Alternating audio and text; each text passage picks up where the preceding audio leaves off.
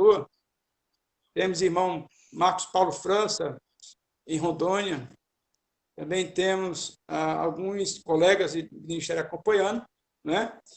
E esse vídeo depois vamos organizar para colocar no YouTube, né?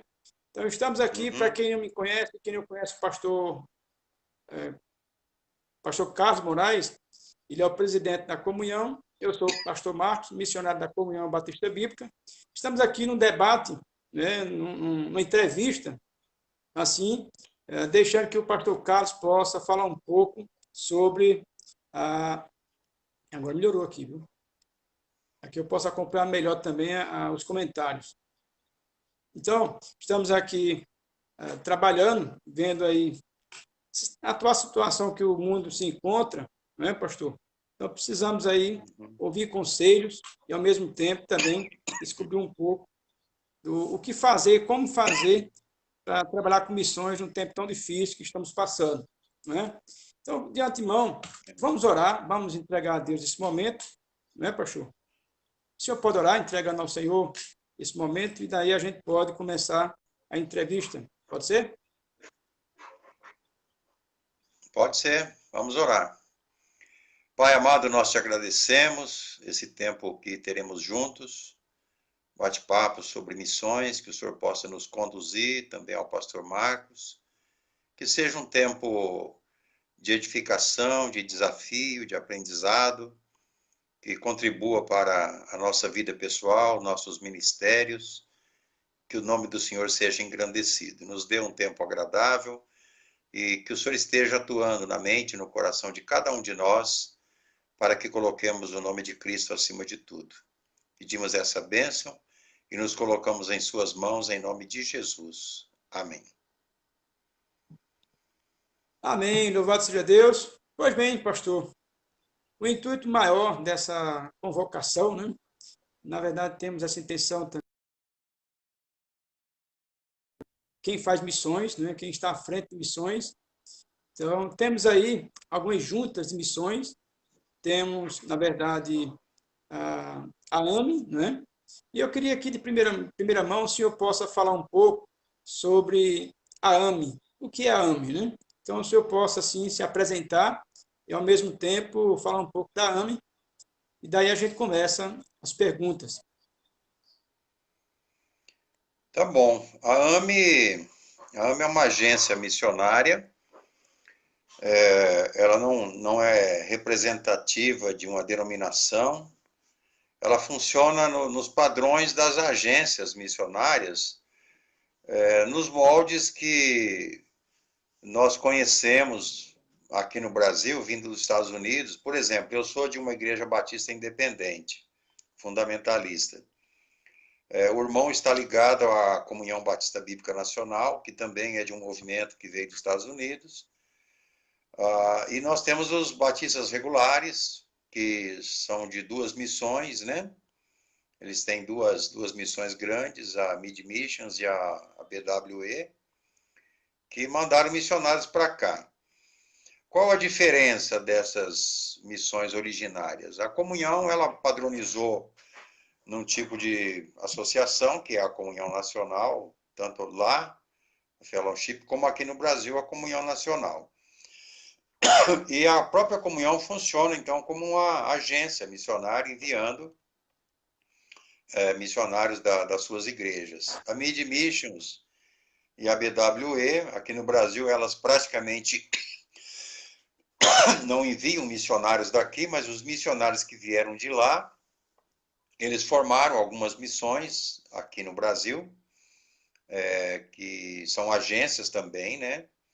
A MMM é de origem batista regular, a Missão Batista Fundamentalista do Sul, e entre outras aí que tem. No meio independente tem a Missão Batista Internacional Brasileira, tem a Missão Rocha Eterna, que trabalha mais especificamente com presídios, e tem algumas outras, né? E a AME, da qual eu faço parte. Eu estou na missão desde o início. Essa missão ela está completando agora, em 2020, 30 anos, começou em 90. Ela foi organizada em setembro de 1990. Então, esse ano completa o 30º aniversário da missão. Ela nasceu de uma reunião, nós fizemos uma convocação de pastores, aleatoriamente, dos 3 movimentos na época, Batista Regular, Batista Independente, Batista Bíblico, e nós tivemos uma reunião que ficou denominada como Consulta de Campo Grande. Isso aconteceu nos dias 24 e 25 de junho, aliás, de março, de 1989, lá em Campo Grande, Mato Grosso do Sul. A convocação foi feita por mim e pelo pastor Fridolin Jansen, que hoje não faz parte mais da missão, mas ainda continua no ministério, né? Ele só não está ligado formalmente mais a AME, mas ele é um dos fundadores também junto. E naquela reunião ali compareceram pessoas de várias denominações, das 3, de vários estados, várias regiões. Nós fizemos, eu já tinha elaborado um modelo de estatuto, e nós formamos ali naqueles 2 dias de reuniões, de manhã, à tarde, à noite, parava só para comer e dormir uma noite, 2 lá. Saímos dali com várias comissões organizadas, uma que ia definir a questão doutrinária, outras definir estratégia, as outras a funilar com o estatuto, e eu fiquei nessa parte que eu já tinha trabalhado até aquele momento assim. E no ano seguinte, em 90, também no Mato Grosso do Sul, em Dourados, nós realizamos um congresso batista fundamentalista, e todos esses grupos participaram. Não era uma participação formal, até porque os grupos são também de igrejas praticamente independentes, tanto os batistas bíblicos como os regulares, né? Mesmo que faça parte de associações, mas as igrejas são autônomas e os pastores têm essa liberdade de ação. E ali, então, foi a organização da AME, que é, como eu disse no início, uma agência. As igrejas que são fundadas por missionários através da AME, elas se juntam aos seus respectivos movimentos de origem, né? Temos igreja organizada hoje que está ligada com batistas bíblicos, outras estão com os regulares, outras continuam independentes, algumas estão em processo de organização. A AME não interfere nessa seara, né? Nessa questão do rumo que a igreja toma, até porque os missionários que entram, eles já têm uma posição eclesiológica, eclesiástica definida, e ele leva a igreja para aquele meio com o qual ele convive, e temos essa parceria. Então, podemos dizer assim, para definir a AME, é uma agência missionária nos padrões de não interferência no trabalho do missionário, mas de apenas ser uma missão de apoio, que o ajuda desde a montagem do projeto, levantando sustento, fazendo indicações e assim por diante. Mas eu creio que talvez perguntas pontuais possam esclarecer melhor do que eu ficar colocando muito detalhe da organização. Às vezes as perguntas podem esclarecer mais as dúvidas, né, e assim por diante. Estamos à disposição para que os irmãos fiquem à vontade para perguntar. Eu estou na missão, por exemplo, eu sou tido, pastor, na missão como dinossauro, porque eu sou o único. Hoje, realmente, o remanescente daquele primeiro grupo que estava lá na organização. Nem todos morreram, apenas alguns que partiram para o céu antes de nós. Mas outros saíram, né? Continuam colaborando, continuam apoiando projetos e mandando projetos, mas não estão vinculados legalmente, oficialmente à AME. Então eu sou chamado de dinossauro, né? Porque nasci lá e, pelo jeito, até o arrebatamento a gente fica. Pois bem. Meus amigos, você que nos acompanha neste momento, né? Tanto os irmãos de Cubati, São Vicente, da Paraíba, e de outras regiões que nos acompanham, eu conheço o pastor Carlos Moraes já há alguns anos, né? Antes mesmo de me associar com a Comunhão Batista Bíblica Nacional, né? Temos aí um vínculo de amizade. Ele já me prestou muitas e muitas horas de telefonemas, né? Ligando para ele, conversando com ele, pedindo conselho de como fazer para avançar a obra aqui no Seridó Paraibano, né? E nessa época era um período onde estávamos um pouco isolados de comunhão, né? E daí abrimos as portas para uma comunhão de igrejas. É claro que nosso perfil sempre fundamentado na palavra de Deus, sabemos que tempos difíceis temos, né? E a palavra de Deus é bem clara, pastor, onde nos mostra que, lá em Timóteo, né? Capítulo 3, 2 Timóteo capítulo 3, verso 1, sabe, porém, isto que nos últimos dias sobrevirão tempos trabalhosos, né? Sabe, porém, isto que nos últimos dias sobrevirão tempos trabalhosos. Então, quando a gente olha para Paulo falando a Timóteo, tempos trabalhosos, quando a gente analisa a situação da igreja do século XXI, como o senhor consegue ver a igreja do século XXI? Eu digo o senhor como pastor. A AME a gente sabe que não interfere na governabilidade da igreja local, mas, todavia, como é que o senhor consegue enxergar a igreja do século XXI? Precisa de uma tese, né, pastor? Está acontecendo tanta coisa. Eu me converti aí com 14 para 15 anos de idade. Estava chegando nos 15 anos. Eu estou com 67 anos. Então eu passei praticamente toda a minha vida no meio em que nós estamos. Eu tive um período na época do Exército, eu fiquei uns 3 anos e meio, desviado, muito distante, né? Mas Deus, na sua misericórdia, me reconduziu e, na verdade, a minha vida inteira, tirando aquele curto período, eu fiquei no meio das nossas igrejas. Houve o preparo, toda aquela fase que nós atravessamos, né, como obreiros. Mas a gente olha, por exemplo, voltando lá, eu me converti em 1967. Eu fui batizado no dia 11 de junho de 67.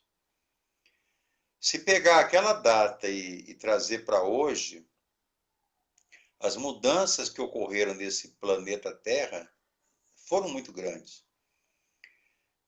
Renova para mim essa visão a expectativa da volta de Cristo, porque essa multiplicação do saber profetizado lá em Daniel nos faz refletir bem que estamos aí sem muito tempo mais até o arrebatamento da igreja.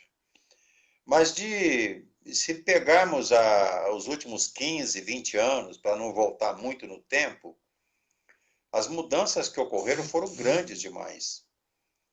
Nós somos igrejas conservadoras, né, tanto em doutrina como em prática, e nós, vamos dizer assim, nós demoramos mais para mudar. Nós somos um pouco mais lentos, né, na mudança, o que é bom. Eu acho que a gente não deve estar na vanguarda de mudança, mas também não podemos ficar numa retaguarda tão distante.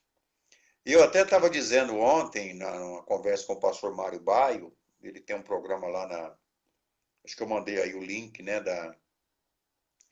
da conversa, Sim, conjecturando um pouco sobre o que está acontecendo agora, nesse momento, com essa pandemia, com essa situação que todos os especialistas aí de várias áreas, né, de sociologia, de antropologia, da política, da religião, está havendo uma unanimidade em informar, conscientizar de que nós entramos na pandemia num mundo e vamos sair em outro, completamente diferente, em todos os sentidos. A economia estava falindo desde 2008, quando teve aquela bolha imobiliária lá nos Estados Unidos, que foi o primeiro sinal de que o mundo estava entrando numa decadência econômica muito grande. Se a pandemia foi planejada ou não, só Deus sabe, ela veio para agilizar os acontecimentos na economia. E o que eu tenho percebido é que nós vamos sair, talvez daqui 1 ano, 2 anos, sem ter mais papel moeda, as moedas aí que eles chamam a criptomoeda, né, vai acabar sendo o dinheiro. Ou seja, nós entramos na reta final de uma situação mundial que vai facilitar o controle total que o anticristo vai exercer no mundo após o arrebatamento da igreja. Então, nós, como igreja, se pensar hoje, como que nós vemos a igreja do século XXI? Eu diria, não sei. Não sei o que nós vamos fazer quando a gente sair desse momento que nós estamos vivendo, que não se sabe até quando vai. Porque nós estamos sendo mudados, até certo ponto, quase que à força. Nós estamos sendo obrigados a fazer coisas, eu até brinquei aqui com o irmão, né, que a gente apanha aqui desses Facebook da vida, desses WhatsApp, eu apanho de tudo, eu sou analfabeto digital, né? O senhor ainda tem os meninos adolescentes aí que estão tão animados com esse mundo, eles sabem muito. A minha filha caçula, que está solteira, está com 28, vai casar no começo do ano que vem. Ela não dá muita bola mais para isso, não, para as minhas lutas aqui com máquina, né? Então eu fico pegando essa coisa que é muito pequena, né, diante das mudanças na forma de pensar, na forma de agir, e fica para nós a pergunta, o que vai ser? Como é que nós vamos viver esse novo momento? O que nós temos que ter certeza e estar preparado é que vamos ter que nos adaptar a essas mudanças que vão ocorrer. E fazer o melhor possível dentro daquilo que se tornar essa nova realidade. Aliás, tem alguns dizendo até uma expressão, eu até estava escrevendo um texto outro dia sobre isso, né? O novo normal. Quer dizer, Vou novo falar um pouco sobre normal isso também. dá a impressão que é uma anormalidade, né? Novo normal. Parece que está havendo uma profecia, vamos dizer, generalizada, de que nós vamos entrar numa situação que é bem diferente de tudo aquilo que nós conhecemos. É claro que, como crentes, como batistas e como conservadores na fé e na prática, nós não, nem passa de longe mudar qualquer coisa que diz respeito à nossa fé, à nossa crença, às nossas posições, né, que são 100% bíblicas e conforme cremos. Mas alguma mudança na forma vai ocorrer. Nós nem sabemos que tipo de liberdade nós teremos após isso tudo, né? Se vamos poder reunir com normalidade, não sei. Mas temos que estar junto para aprender e ser uma âncora um para o outro, né? Um apoio e crescer junto e sair numa redefinição de algumas coisas. Pois bem, pastor, o que eu estava dizendo, né, o novo normal. Diante dessa situação, também eu nunca imaginava que eu teria que procurar pastores pentecostais, pastores, por aí vai, e até mesmo padre. Pois a semana tive que fazer isso, para que eu tenha direito de voltar a realizar cultos, né, e ter uma audiência com o prefeito da cidade. Eu tive que reunir esse povo para poder conversar com o prefeito, para poder termos esse momento aí de conseguir retornar aos cultos parcial, né? Respeitando todo o critério, toda a forma da vigilância sanitária e dos órgãos públicos, onde proíbe a questão de aglomerações de pessoas. Então, eu tive que me adaptar, tive que ir lá. Não, é como o senhor falou, quanto à nossa posição doutrinária, nós não mexemos. Mas tem situações que a igreja do século XXI tem passado, que a gente tem que sentar e ouvir, e até mesmo para que a gente possa abrir, para que a gente tenha acesso e assim podemos dar continuidade ao trabalho. Por que isso? O governo do estado da Paraíba criou um decreto onde flexibiliza, né, tanto para o comércio como para outros órgãos também. E as igrejas têm direito de 30%, né, tem direito a 30% de sua capacidade com todo o critério de segurança e de higienização. Aí o prefeito da cidade fez um outro decreto fechando tudo. E esses decretos do governo federal, governo do estado e prefeitura, muitas vezes ele não bate um com o outro e acaba a gente ficando sem saber o que fazer. Então, foram 90 dias a igreja fechada em Cubati, 90 dias a igreja fechada em São Vicente do Seridó, e a gente teve que realizar cultos nas casas, transmissão pela rede social, né? Respeitamos as autoridades, como a palavra de Deus manda, e tive que sentar e ouvir, para que assim possamos, de fato, chegar a um denominador comum e realização de cultos. E daí conseguimos abrir para fazer culto online, né? Com equipe de 7 a 10 pessoas. E a partir do dia 1º do próximo mês, aí temos um grupo maior, onde será revista a situação, onde se pode colocar em prática o plano do governo do Estado da Paraíba, que é o chamado Novo Normal. Ele decretou o Novo Normal, que o senhor tinha falado aí Ele do Novo Normal. colocou esse nome no decreto, Novo Normal? Essa É frase um está sendo decreto usada, assim, agora já até aproveitou do nome. eu creio que sim. Na verdade, está quase que geral essa palavra Novo Normal. Fico com É. interrogação. O que será esse Novo Normal? Então, eu creio que voltar ao que era antes será muito difícil. Eu creio que não vai voltar o que era antes, né? Mesmo que a gente volte às igrejas com 30% da capacidade, vai ter que usar máscara, vai ter que usar álcool em gel, vai ter que usar enfim, toda a segurança para que assim possamos evitar a pandemia. Na verdade, essa pandemia, eu vejo, pastor, no todo, ela como um pequenininha demais para o que está vindo por aí. Tem muito mais coisas por trás dessa pandemia. Mas como eu estou fazendo a entrevista, então não queria entrar muito nesse mérito. Eu queria deixar mais o senhor falar. Eu queria continuar com as perguntas. A primeira pergunta o senhor já respondeu, né? A minha outra pergunta é: será se a igreja do século XXI se assemelha mesmo com a igreja de Laodiceia? Sabemos que tem as 7 cartas do Apocalipse, e nessas 7 cartas são 7 igrejas que de fato existiram, né? Então é fato histórico, mas também tem um lado profético.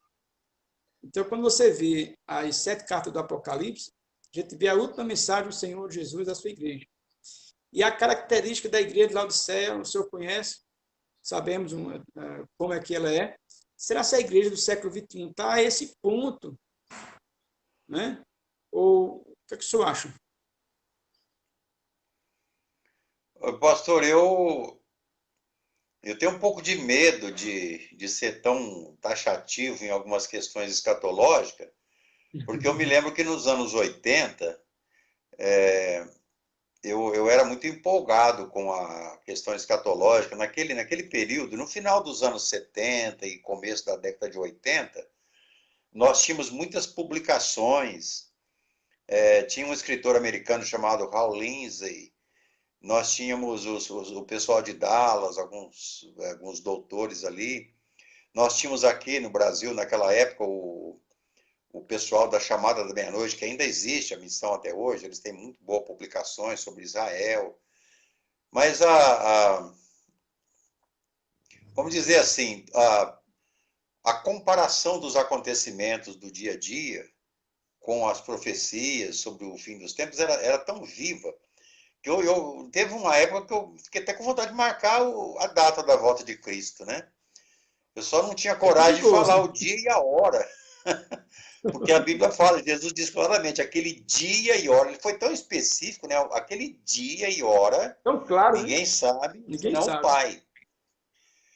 Mas as evidências pareciam tão grandes, só que hoje, se a gente olhar, voltar no tempo, com o que nós enxergamos hoje, nesse momento agora que nós estamos vivendo, No e o que cenário de tinha hoje, de né? tecnologia, a tecnologia daqueles dias, eu tinha algumas interrogações que hoje já não existem mais. Uma delas, e para mim era a principal interrogação na mente, era como é que o anticristo vai fazer para controlar o mundo de acordo com o que está em Apocalipse 13. Ninguém podia comprar ou vender a menos que tivesse a marca ou o número da besta lá, que é o controle total. Isso ficava. Eu não vi uma resposta para isso. Era a única pecinha, no meu ponto de vista, naquele momento, como amante da escatologia, que faltava. Como é que ele vai controlar? Como é que um homem pode exercer um domínio desse? Hoje, nós estamos aqui gravando, nós estamos ao vivo, o irmão vai gravar isso, depois coloca lá na internet, pode ficar lá YouTube. por muito tempo. Mas tudo que nós estamos falando aqui está sendo ouvido por quem controla o mundo. Não existe mais privacidade, é zero a privacidade. Controle É verdade. da nossa liberdade é total. Nós não temos mais a menor liberdade. Temos um sistema bancário que está em ebulição, está mudando rapidamente. Se fala hoje, o pessoal que entende a geopolítica aí, que nem crentes são, eu escuto alguns intérpretes aqui da geopolítica, que eles são agnósticos, eles não creem na Bíblia, não são cristãos, não são pessoas que zombam da fé dos cristãos, nem da religião de ninguém, mas eles se declaram, eu sou agnóstico. Só que eles são especialistas em geopolítica, em economia, são pessoas treinadas e muito bem preparadas para isso. E eu sempre digo assim, eles estão interpretando a escatologia bíblica sem saber o que estão fazendo. Por quê? Porque eles estão nos dando informações daquilo que nós sabemos que são as pecinhas que faltavam para esse quebra-cabeça, para um domínio total, um controle total do anticristo. Então, se perguntar hoje, como o senhor colocou aí, a igreja de Laodiceia, que é uma igreja de apostasia, um momento de abandono da fé, nem é frio, nem é quente, né? Essa característica. Jesus disse, quando vier o Filho do Homem, porventura achar fé na terra. Então, são colocações que nos levam a pensar que a situação da igreja no arrebatamento talvez seja uma das piores em toda a história, pensando aí nessas 7 cartas, que tem altos e baixos, e talvez descrevendo todo o período da história da igreja, eu creio assim como o irmão também. Agora, as características de Laodiceia, quem não as vê hoje é porque não está estudando a Bíblia. Porque a evidência disso é forte demais. Há uma apostasia. As pessoas estão pensando com pressa para acabar a pandemia. Para quê? Para ir para o shopping, para gastar dinheiro, para passear, para viajar, para voltar até liberar. Estão pensando tanto no culto. Então, alguns estão até gostando desse negócio de culto em casa. Ele deita lá na cama e fica ouvindo o pastor falar. Eu já vi irmãos dizer que está tão bom assim que ele não sabe nem se volta mais para os cultos. Então tá aquela coisa assim, é conforto, né? É aquela ideia de bem-estar, é uma prática negacionista da fé cristã. Então eu tenho receio de ser dogmático em qualquer colocação assim, mas eu acho que o mundo não tem muito para onde ir, não. Eu acho que nós somos a geração do arrebatamento, e eu diria, Maranata, vem Senhor Jesus. Interrompa tudo, Amém. Maravilha. porque eu acho que o Pois bem. tempo não tem muito mais espaço para a gente muito longe, não. É pregar o máximo possível. É interessante que a gente fala aqui de live, né, de igreja online. Muitos pastores estão dizendo que eles estão falando muito mais com incrédulos hoje do que antes da pandemia. Pessoas estão entrando, né, e pedindo conselho. Tem muitos problemas de depressão, de isolamento social. Isso está criando uma vontade de buscar resposta. Não sei, Deus pode estar abrindo o coração de muita gente para ouvir o Evangelho. E talvez essa ferramenta que nós estamos agora usando embrionariamente vai se tornar um meio de alcançar muitas pessoas nessa reta final. E eu creio que Laodiceia está aí. Não há muito mais para ir, não. Se nós cremos que escatologicamente aqueles períodos das 7 cartas são períodos da história, eu acho que o fim está aí. Pois bem, então resta-nos saber quanto tempo tem ainda a igreja de Laodiceia, na verdade, né? Eu fico Porque pensando, a hora pastor que doutor, aconteceu o arrebatamento, a coisa é totalmente diferente, né? Aí é exatamente, acaba a dispensação da graça, nós entramos num exatamente, período que Deus volta a agir de maneira diferente de hoje, né? exatamente, concordo plenamente. Pois é, pastor, eu fico assim, vendo no todo, né? E o senhor sabe como é que a minha posição teológica, o senhor sabe, me conhece, e eu lhe conheço também, a sua posição teológica. A gente não vai chegar aqui para o público. Tem palavras que a gente não pode, tem que estar medindo palavras, infelizmente, por mais que nós temos redes sociais, mas temos que colocar freios, né, em algumas palavras. Vou dar um exemplo aqui. Modelo família. Né? Modelo família, se você for falar hoje em Romanos capítulo 1, vai ser uma confusão, né? Quando você começa a pregar que mudaram do Deus incorruptível, em semelhança de homens corruptíveis, com répteis, e por aí vai, e o homem deixará o uso natural da mulher, e por aí vai. Se você pegar essa passagem bíblica, né, e pregar em público, você pode ser processado. Infelizmente, chegamos a um ponto onde temos uma liberdade que é uma liberdade limitada. Né?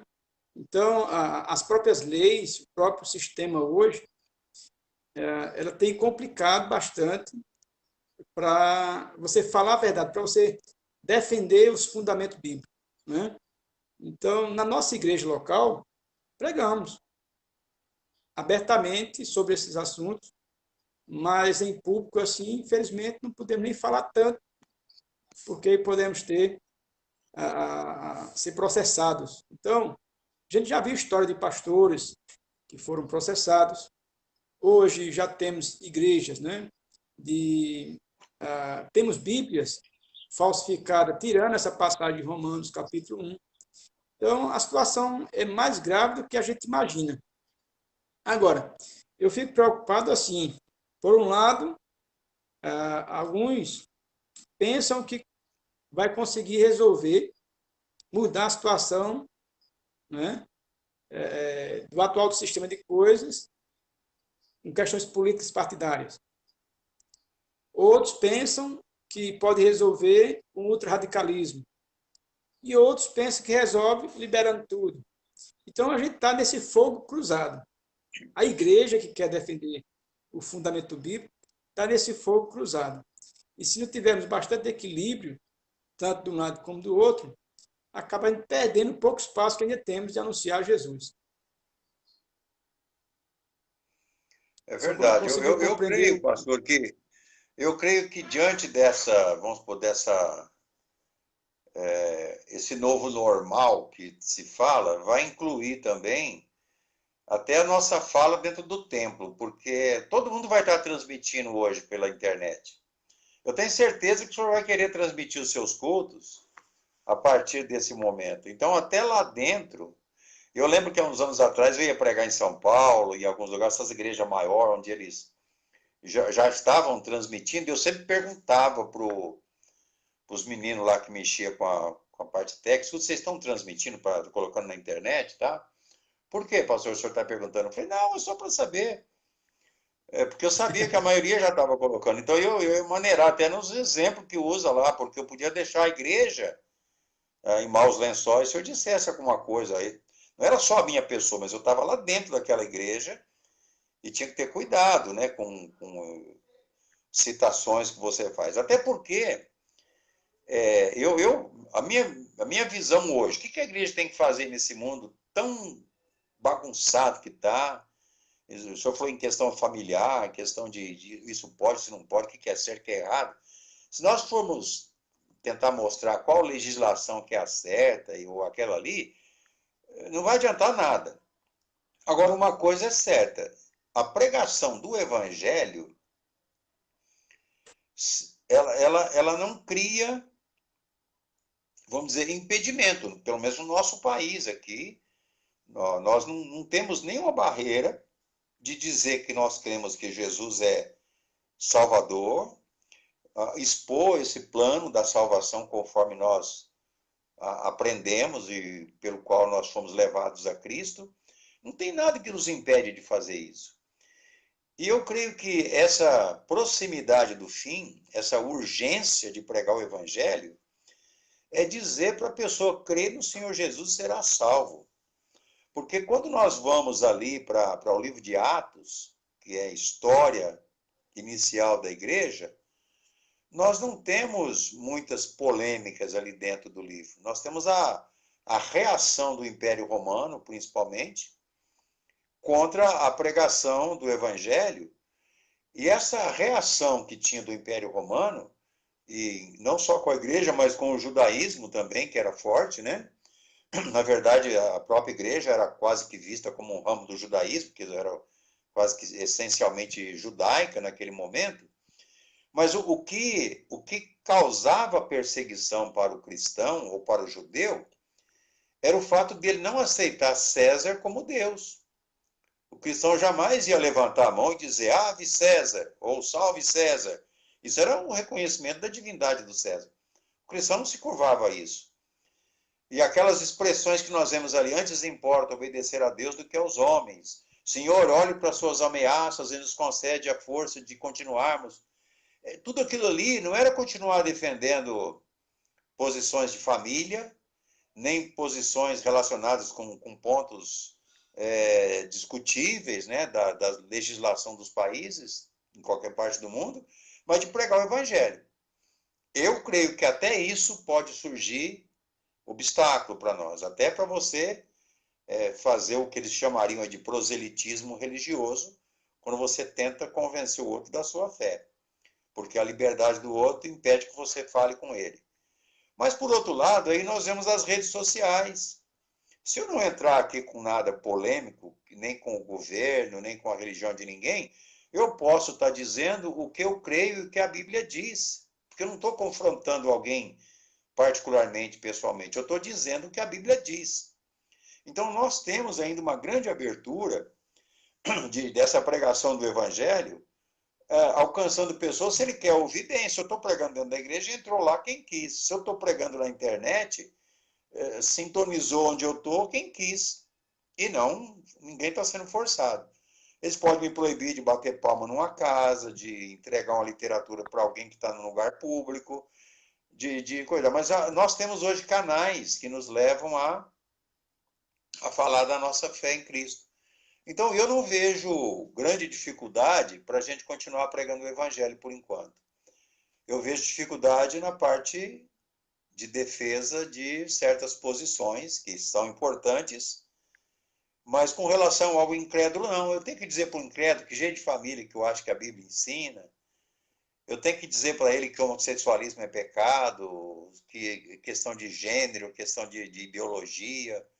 Eu não preciso dizer isso para ele. O senhor quer ver? Eu posso dar um exemplo prático nessa questão? Vou dar um exemplo aqui. A minha filha do meio. A minha filha do meio, já casada, ela é professora. Ela formou em pedagogia, depois formou em letras, mas ela preferiu ficar no ensino de criança. Ela dá aula hoje no Estado e alguma parte na prefeitura. Quando ela estava fazendo o curso de letras, a segunda faculdade dela, ela já estava lecionando e ela tinha na classe que ela estudava um colega, tinha acho que 3 rapazes só, não, era a maioria mulheres naquela classe de letras dela. E um deles era homossexual, declarado. Era uma pessoa que ele se dizia, e já assumido já naquele tempo, né? Dentro da faculdade ninguém é discriminado, e ele tinha uma grande amizade com ela, fazia um trabalho junto, ela fez trabalho com ele veio na minha casa várias vezes pegar trabalho, muito educado. Eu sabia quem ele era, ele sabia que eu era pastor, sabia que ela era crente, e tinha aquela amizade. Um dia ele chega, ele era aquele menino assim, que ele chegava perto dela, pegava no braço dela, ô minha amiga, como é que você está hoje, tal, né? Aquela amizade, e se tratavam bem, muito educado. Um dia ele chegou na escola, na faculdade, assim, bem para baixo, sabe? Acho que tinha passado uns problemas lá na família, eu não lembro detalhes, mas era uma questão familiar por causa da opção sexual dele. Ele tinha tido um dia de crise violenta. E aí ele perguntou para ela, falou, Thalita, eu posso te fazer uma pergunta bem objetiva? Você me responde? Claro que eu respondo, eu sempre respondo o que você pergunta. Ele falou assim, o que você acha da minha posição? Eu sendo oficialmente do sexo masculino e vivendo como eu vivo. O que você acha disso? Ela falou, olha, você quer ouvir a minha posição? Eu vou te dizer o que eu creio sobre isso. Se você pegar a minha fé cristã, você pegar a Bíblia, pegar o que meu pai ensina, eu vou te dizer o que a Bíblia diz. O que você faz é, perante Deus, pecado. Homossexualismo é pecado. Eu creio nisso e estou te dizendo exatamente como eu creio. Aí ele ficou olhando para ela assim, ela disse que ele ficou olhando, né, profundo, falou assim, mas por que que você me trata bem? Você nunca me discriminou, eu considero você uma grande amiga. Se você crê desse jeito, por que que você não me trata de maneira...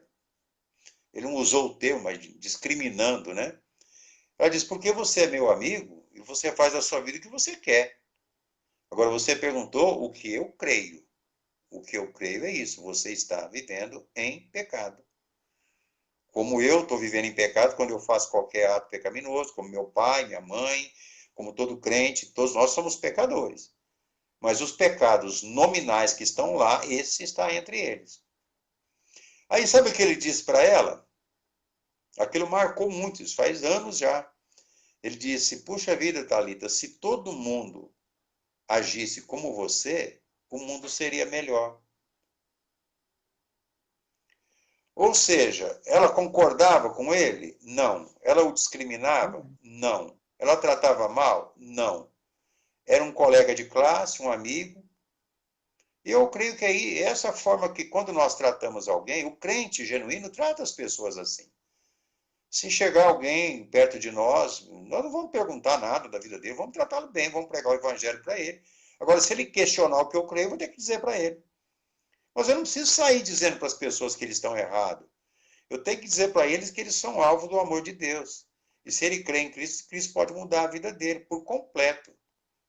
E todos nós conhecemos pessoas que eram homossexuais e mais tarde abandonaram tudo isso pela conversão. Não há pecado que não possa ser deixado.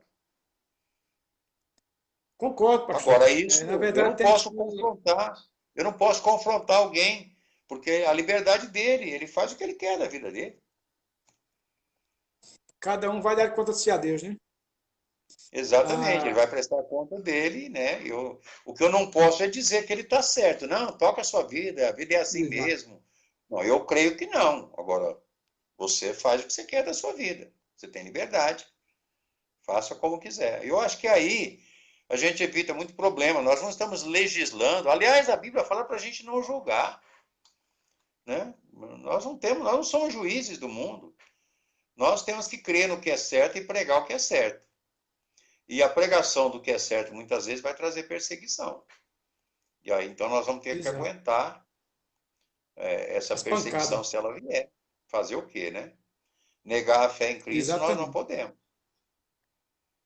Não devemos. Pois bem, pastor, temos aqui o pastor Francisco Cavalcante, da Igreja Batista Fundamentalista em João Pessoa, fez uma pergunta aqui. As igrejas em São Paulo estão na iminência de volta aos cultos presenciais ou não? Aqui no estado de São Paulo, pastor, está mais ou menos. O governador está bem criterioso com normas aí, a prefeitura. Há um consenso no estado das prefeituras. No começo houve assim, por exemplo, Batatais, onde eu vivo, uma cidade com quase menos de 70 mil habitantes, 67, perto de 70 mil. Cidade pequena aqui na região, perto de Ribeirão Preto, que é grande, que está mais de 700 mil habitantes. Então, o que acontece? No começo estava aquela questão, como que a situação está, né? Como é que não está. Os prefeitos tinham uma certa liberdade de abrir parcialmente comércio, como é que funciona, tal.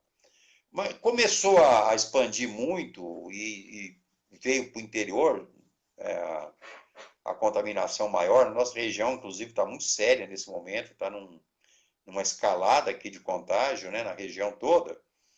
Aí os prefeitos decidiram, na maioria, seguir as orientações do Estado. O decreto estadual acaba valendo para a cidade toda. Ninguém está querendo comprar briga, vamos dizer assim, né? Alguns entraram com liminares, alguns prefeitos, entrou com mandato de segurança para abrir pressão da associação comercial, pressão de lojistas. E a gente entende, é difícil para o administrador hoje agradar todo mundo numa situação dessa. Então eu percebo que a maioria decidiu seguir as normas do Estado. E nesse momento está com muita restrição. Tá alguma coisa parcial, aquele que não é essencial tem limite. Lojas estão abrindo, parece que apenas só com, como é que fala, quando é drive-thru, né? Você fica no carro e pega o produto, ou então entrega, você pede pela internet. Muitos estão vendendo, tem loja que está vendendo normal, com entrega a domicílio. Alguns estão se virando, outros estão quebrando. Mas está difícil. Eu acho que o retorno da Orlândia, por exemplo, o pastor Paulo, nossa igreja, está fazendo culto. Não está indo criança e nem velho. Limitou, está distanciando, cabe lá na igreja 40 pessoas para usar uma parte permitida, não pode caber mais do que isso dentro. Tem gente na galeria, gente embaixo. Eu vi umas imagens lá, dá uma tristeza, porque está ficando todo mundo longe. E ele está transmitindo, pelo menos o áudio, né, pelas redes aí, a pessoa está acompanhando, mas está com muita restrição. Tem lugar que não está abrindo, e até onde eu sei, não sei se nesse domingo vai abrir lá, mas Orlândia mesmo, onde tem a igreja, cresceu muito os casos não só de positivo, mas de morte. Parece que já morreu bastante gente nesses últimos dias lá. É uma situação indefinida. Eu acho que está bem complicado ainda a situação. Pois bem, pastor. Temos mais perguntas aqui, né? Tem uma pergunta que, na verdade, eu acredito que o pastor Francisco, da João Pessoa, teve o mesmo pensamento que eu, né? Onde fiz uma pergunta: como é que está sentindo os missionários da AME diante dessa pandemia?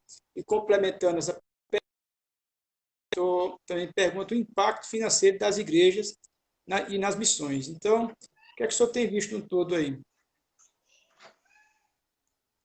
Pastor, eu vou dizer o que nós fizemos em nossa igreja, que é mais ou menos o que eu ouvi de alguns pastores aqui da região, e o que nós estamos fazendo na missão. A nossa igreja, as duas tesoureiras, são duas mulheres, que são, a primeira e a segunda tesoureira são senhora, uma jovem e uma senhora. Eles fizeram o quê? Se disponibilizaram aí passar na casa para, se alguém quiser entregar o dízimo, eles irem, pessoas que não podem sair, às vezes mais idosos, se disponibilizaram para passar e pegar e fazer um depósito, entrega o comprovante para eles, né? Para facilitar. Publica um gasofilácio virtual, que é a conta da igreja, né? No grupo da igreja lá, para quem quiser fazer depósito. É o que eu estou fazendo, porque eu estou fazendo um depósito do dízimo e da minha promessa de fé para missões na conta da igreja, e passo um comprovante, uma fotografia do comprovante lá para ele saber quem é que fez. Vários estão fazendo assim. A nossa preocupação quando começou a pandemia era com o sustento missionário. Dentro da missão, falou, puxa vida, com a frequência, com a não frequência aos cultos, pode cair muitas entradas. Aí nós reunimos a diretoria, bem no começo, tínhamos algumas ideias, e a missão tem um pequeno fundo emergencial que vem sendo guardado através dos anos lá, não é muita coisa, mas dá para socorrer. Nós fizemos uma proposta assim para os missionários: se algum mês entrasse muito menos na conta dele, a missão poderia emprestar um valor para eles, tem um percentual lá que a administração da missão decidiu que poderia fazer, colocar na conta de parcelado, eles reporiam isso, depende do valor, em 3 meses, 6 meses, para eles não ficarem com a defasagem nesse período. Passou o primeiro mês de pandemia, passou o segundo, nós estamos aí agora nesse começo de mês, vai ser o terceiro mês de previsão de queda. caiu muito pouco a entrada na missão. Quer dizer, nós esperávamos até uma queda maior, mas a fidelidade das igrejas tem sido muito grande. A oscilação que houve para baixo, ela foi praticamente menos de 10% daquilo que é o normal. O irmão é missionário, o irmão sabe disso. As igrejas, às vezes, num mês não deposita, depois deposita em dobro. Eu sou missionário também, eu sei que é assim. A gente tem uma oscilação, né? Então, se pegar os 12 meses do ano, eu nunca recebi o mesmo valor 2 meses seguidos. Nenhum valor bate com o outro no ano inteiro. Sempre tem aquela oscilação. A igreja não manda um mês, manda no outro. Às vezes pula um mês, não manda mesmo. E aí vai, né? Mas não tem havido nesse trimestre, pelo menos, não fechamos esse mês agora, que vai ser o terceiro, para ver como é que foi. Agora daqui começa a reta final, depois do dia 20, que está chegando, amanhã já é dia 20, aí começa a funilar as entradas que estão restando, né? E nós temos sempre uma reunião da diretoria virtual no começo do mês. Eu posso dizer assim, não nos nós somos surpreendidos positivamente, que a queda não foi tão acentuada como a gente esperava, até o momento. Se prolongar muito, a gente não sabe, né? Então tem havido fidelidade, sim. Agora, os pastores têm dito que, no geral, na igreja, tem havido uma queda nos dízimos. Porque nosso sistema de promessa de fé, parece que o pessoal, como não é um valor muito alto que cada um dá, não tem diminuído muito, então, a entrada.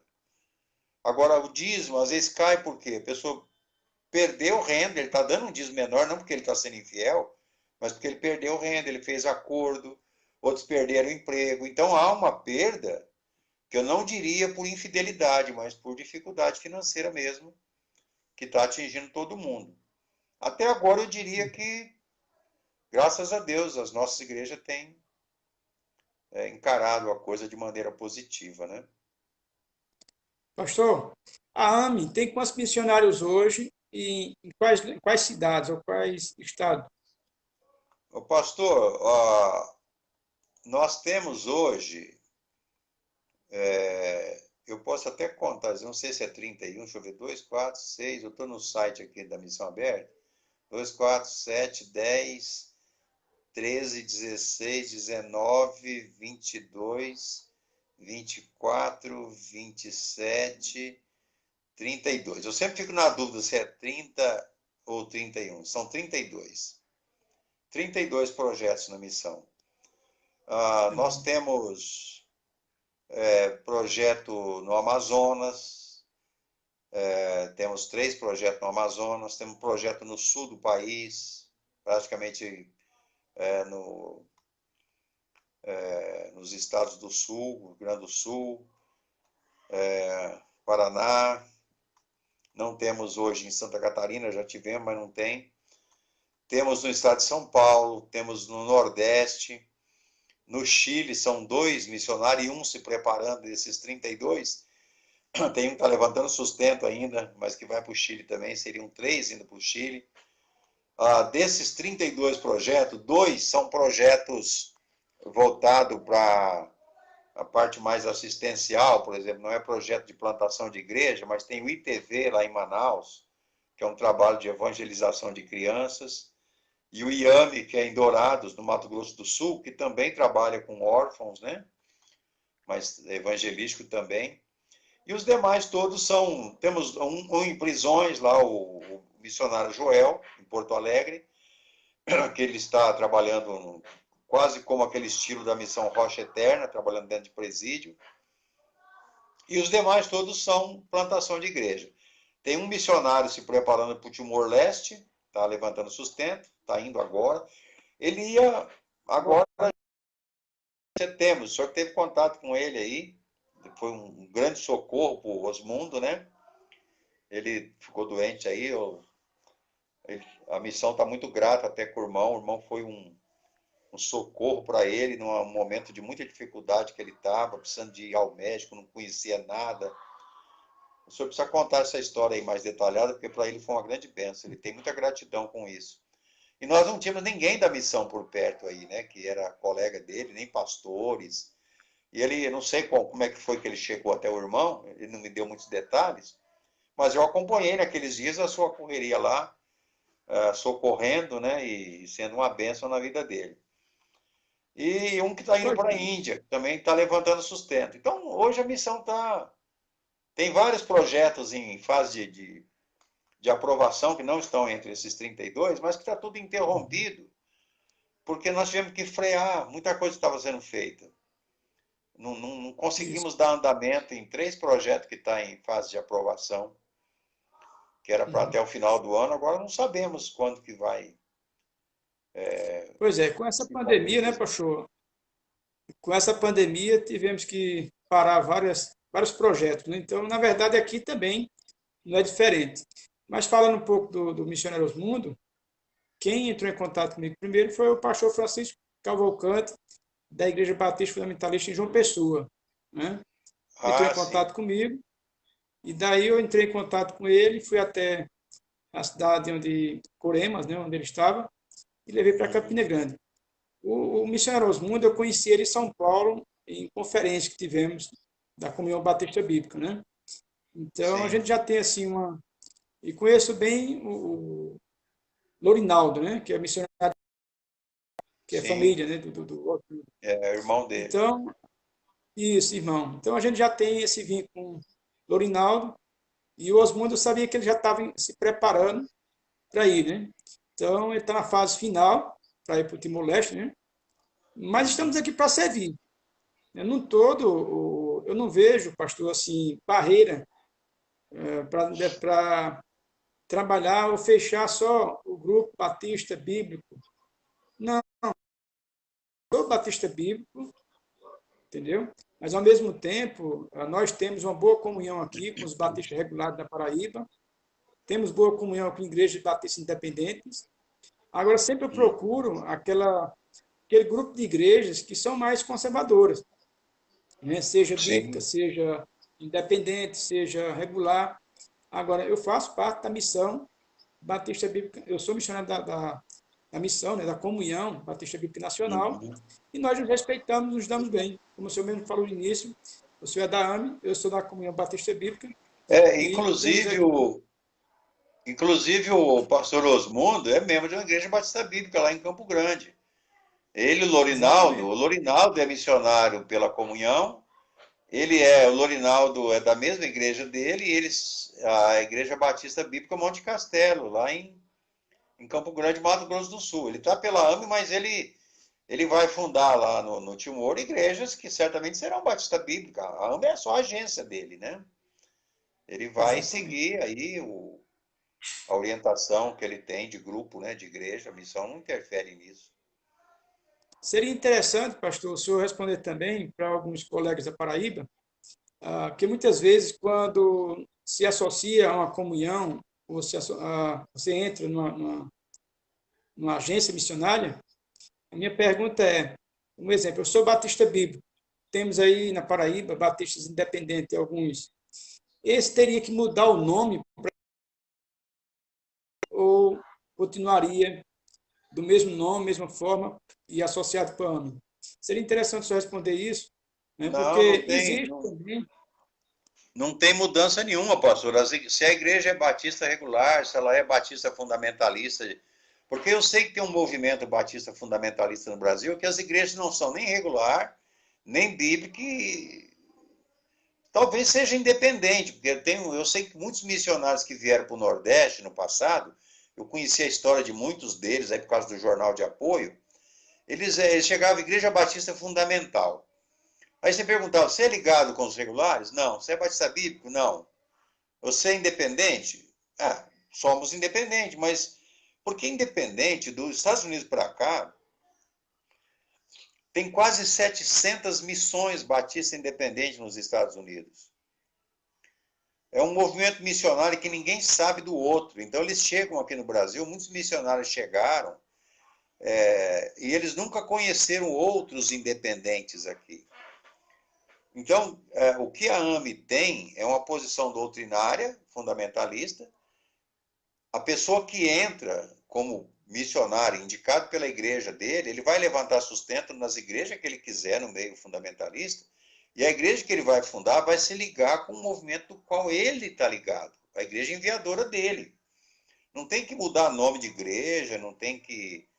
Até porque o nome escrito lá na fachada da igreja não é o mais importante. Se tiver escrito Igreja Batista, e a doutrina dele é uma doutrina... Eu sei que tem pessoa que faz questão se a igreja não tiver escrito, por exemplo, Igreja Batista Independente, ele acha que não é independente. As nossas igrejas independentes, quase nenhuma mais tem a palavra independente na placa da igreja. Porque isso cria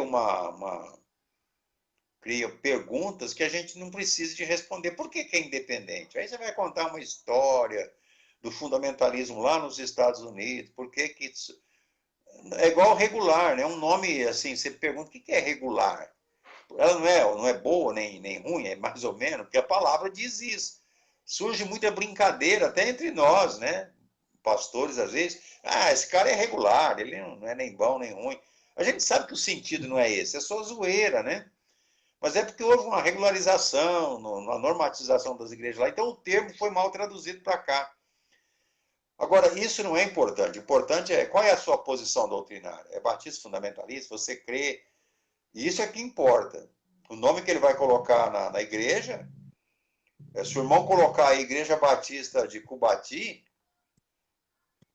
pronto. Vai ter que ficar explicando na placa, no documento, talvez no estatuto, no regimento lá, vai ter mais detalhes sobre a posição. Mas o nome que está lá fora, nós só causamos confusão para as pessoas.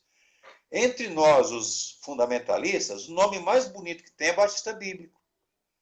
Se pensar Igreja Batista Bíblica, pronto, acabou. Ninguém vai perguntar. Não é? É um nome, vamos dizer, 100% bíblico, porque está dizendo que ela é bíblica. Então é um nome bom para a fachada da igreja, não há problema nenhum. Agora, porque tem Igreja Batista Bíblica escrito na placa e eles não são do movimento Batista Bíblico. Porque muitos independentes que vieram para o norte do país, por exemplo, lá em Manaus nunca teve uma igreja batista bíblica de origem. Todos os batistas bíblicos lá são independentes, são missões independentes. Mas aqui no Brasil, muitos deles se filiaram à comunhão, por causa do nome.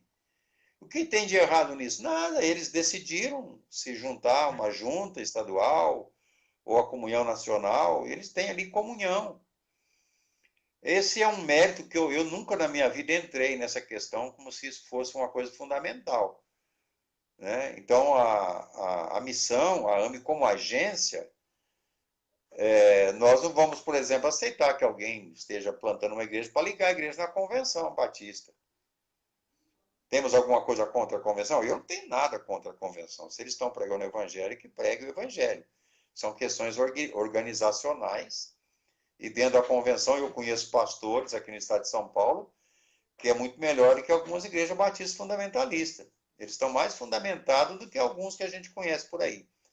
Mas isso é uma questão da igreja local. Nós cremos na autonomia da igreja, na independência da igreja, na biblicidade da igreja, e vamos dizer, na regularidade que a igreja deve ter com relação àquilo que ela crê, que ela prega. Se ela estiver dentro disso aí, vamos ter comunhão.